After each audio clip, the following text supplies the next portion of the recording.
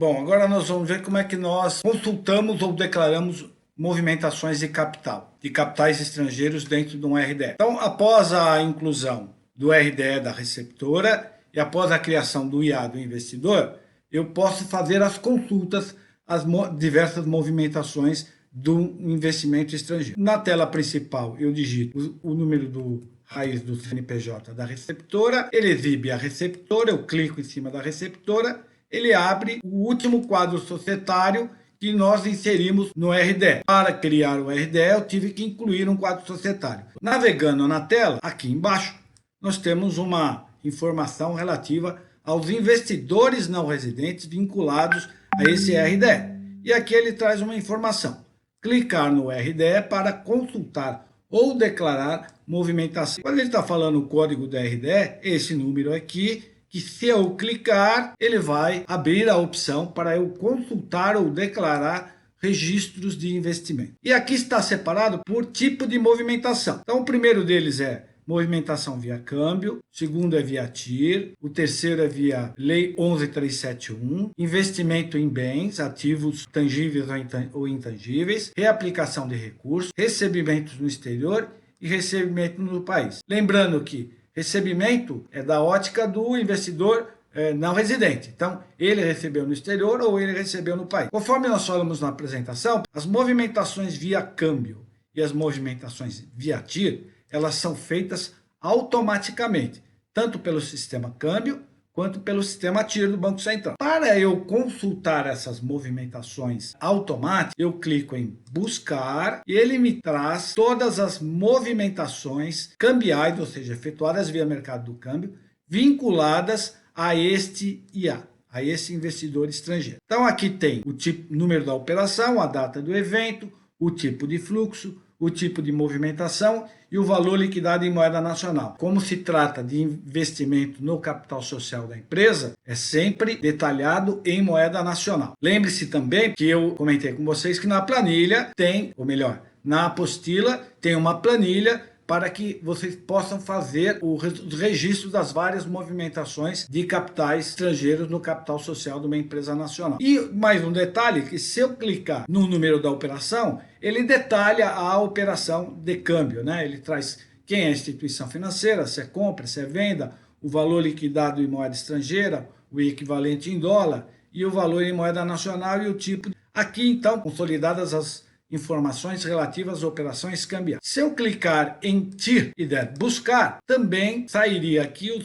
todas as informações relativas a operações de transferência internacional de reais vinculadas a esse IA. Como não há nenhuma, ele não traz nenhuma informação. Caso haja alguma inconsistência com relação aos registros aqui efetuados, a regularização desses capitais, dessas operações, tem que ser feita pela instituição financeira mediante anulação da operação, regularização da informação para que ela saia aqui corretamente, tanto o câmbio quanto o TIR. Já a Lei 11.371, a movimentação é declaratória, ou seja, ela é registrada manualmente. E o que se exige para incluir uma movimentação de registro de investimento na Lei 11.371? O ano e o valor. Basicamente é isso. A gente já viu que registro com base na Lei 11.371 são valores que estão contabilizados no capital social da empresa, mas não foram decorrentes de uma operação de câmbio ou uma operação de TIR. Aqui embaixo, ó, se você informa o ano, valor, dá incluir, registra essa informação aqui embaixo na movimentação. Tem aqui uma transação que foi inserida a título de exemplo, mas ela foi excluída,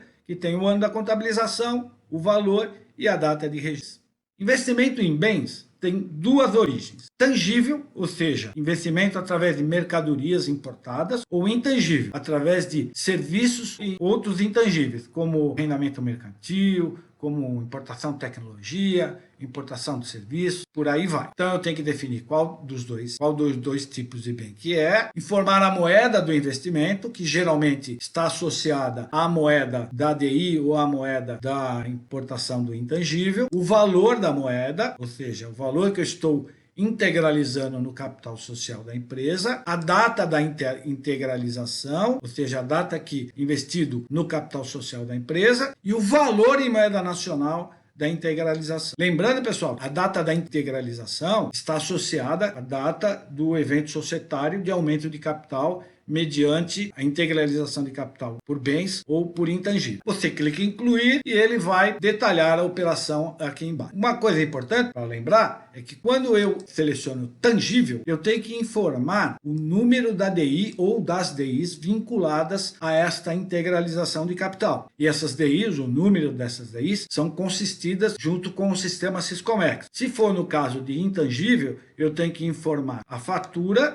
comercial, do contrato ou, enfim, do documento equivalente que detalha esse serviço ou esse intangível que está sendo utilizado para integralização de capital. Na reaplicação de recursos, recapitulando, são recursos que estavam ou estão investidos na receptora e que foram disponibilizados pela receptora para o investidor para reaplicação na própria receptora ou em uma outra receptora de destino. Portanto, aqui eu tenho que informar se essa reaplicação de recursos, eu sou o declarante de origem e de destino, eu tenho que informar qual é a origem desse capital, se é decorrente de redução do capital, alienação a residentes no país, distribuição de lucros ou dividendos, pagamento de juros sobre capital próprio ou decorrente da extinção da empresa, ou seja, o acervo líquido. Informa o tipo de recurso, a data da origem desse recurso. Geralmente, isso também está associado a um dado contábil ou um evento societário, se for a própria empresa de origem e destino, ou pode estar associado a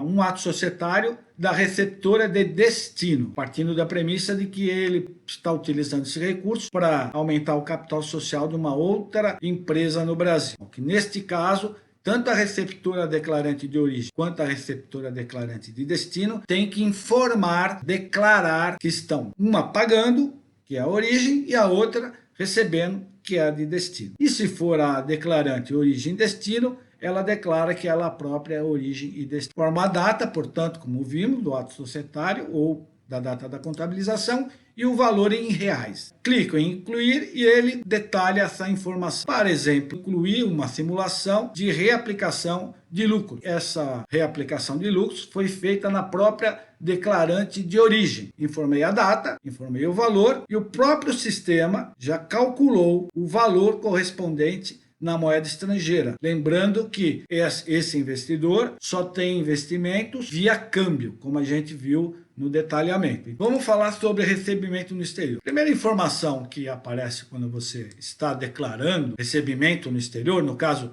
quem está declarando que diz que pagou esse investidor no exterior, não se deve fazer a declaração se os pagamentos foram efetuados via câmbio, né? Ou seja, se os valores tiverem sido remetidos via câmbio, porque eles estarão na ficha câmbio. Nesse caso, recebimento no exterior, ou seja, a empresa receptora pagou o investidor no exterior, eu tenho que declarar qual a origem desse capital, ou seja, redução de capital, alienação a residentes, pagamento de lucro, pagamento de juros sobre capital próprio ou acervo líquido da receptora, ou ainda por um valor não utilizado. O que significa valor não utilizado, como a gente viu na apresentação? É aquele valor que entrou via câmbio ou via TIR, que não foi utilizado na capitalização da empresa receptora nacional. Então, ele pode pegar esse valor que não foi utilizado e devolver para o investidor estrangeiro através de pagamento no exterior. Se eu der incluir, ele vai demonstrar essa informação aqui no detalhamento da operação. Da mesma forma, recebimento no país, ele já traz uma informação que se não se deve efetuar a declaração de recebimento no país quando houver uma transferência via TIR, porque da mesma forma que no câmbio, ele vai estar vinculado aqui automaticamente pelo sistema TIR. Também aqui eu tenho que informar qual é a origem do capital, redução de capital, alienação a residentes, distribuição de lucros ou dividendos, pagamento de juros sobre capital próprio, acervo líquido decorrente da extinção ou valor não utilizado. E neste caso, o valor não utilizado pode ser decorrente de uma operação cambial ou mesmo de TIR, que sobrou um valor em reais, empresa receptora disponibilizou ou deixou como contas a pagar para o investidor não residente na sua contabilidade. Então eu informo a data que esse pagamento aconteceu, o valor que o pagamento foi efetuado, dou incluir e ele lança aqui embaixo no detalhamento da operação. Lembrando, pessoal, que todas as movimentações do IA, conforme nós falamos anteriormente, eles precisam ser controlados, né? E para isso, na apostila, nós disponibilizamos um checklist para que se faça o controle das movimentações de capitais, tanto da receptora quanto de cada investidor estrangeiro. Toda a movimentação aqui for declarada, exceto as operações que forem lançadas automaticamente por câmbio ou por TIR, ela tem que estar baseadas também num documento que fundamente, ou num registro contábil que fundamente essa movimentação de capital. Isso é muito importante,